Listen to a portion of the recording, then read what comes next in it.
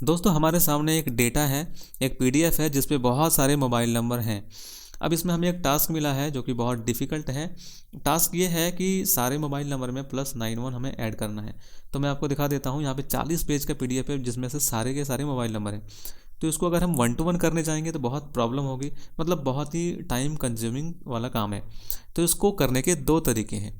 पहला तरीका ये है कि या तो हम इसको एक्सेल शीट में ले जाके करें, और दूसरा तरीका ये है कि या तो हम इसको चैट जीपीटी को से करवा लें। ठीक है, तो मैं तो चैट जीपीटी को ही रिकमेंड करूँगा, क्योंकि एक्सेल जो है वो सारे लोगों के पास नहीं हो पाएंगे, क्योंकि सबके पास पीसी होते नहीं है। तो सिंपल सा चीज़ है, मोबाइल से भी आप चैट जीपीटी को इस्तेमाल कर सकते हो, सिस्टम में तो कर ही सकते हो। इसीलिए मैं चैट जीपीटी को रेकमेंड करता हूँ। ठीक है, तो आज हम इस चीज़ को चैट जीपीटी में ही करेंगे और देखेंगे कि किस तरह से चैट जीपीटी काम करता है, और उसका हम इस्तेमाल करना थोड़ा सीखेंगे।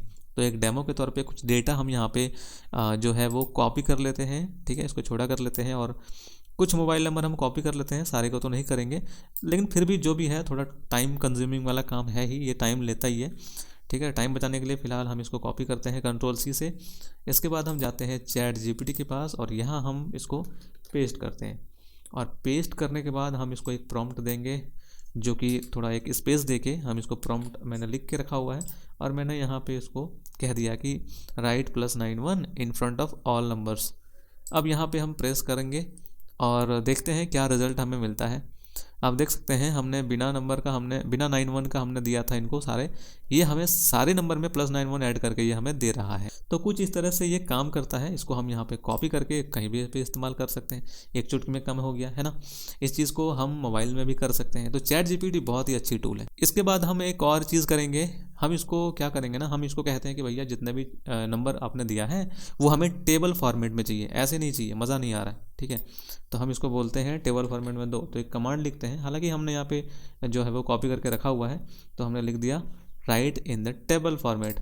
फिर इसको हम कमांड दे दिए। इसके बाद उसी नंबर को ये टेबल फॉर्मेट में लिख के दे रहा है ना। तो यहाँ पे हम इस चीज़ को फिर से कॉपी करके कहीं पे भी इस्तेमाल कर सकते हैं। मतलब हम इसको जो एक्सेल में भी ऐसे ही सेम टू सेम हम कर पाते हैं, है ना, अगर हम फार्मूला अप्लाई करना जानते हैं तो चैट जीपीटी से भी आप कर सकते हो। बहुत ही ईजी टू यूज़ है, आप कहीं पे भी इस्तेमाल कर सकते हो, ज़्यादा नेट की भी ज़रूरत होती नहीं है। ठीक है, तो ऐसे ही अगर हमारे पास बहुत बड़ा डेटा है और उसमें से कोई एक काम कराना है या कुछ भी काम कराना है, तो आप चैट जीपीटी से करवा सकते हो। तो चैट जीपीटी बहुत अच्छी टूल है, आप भी इसका इस्तेमाल करो।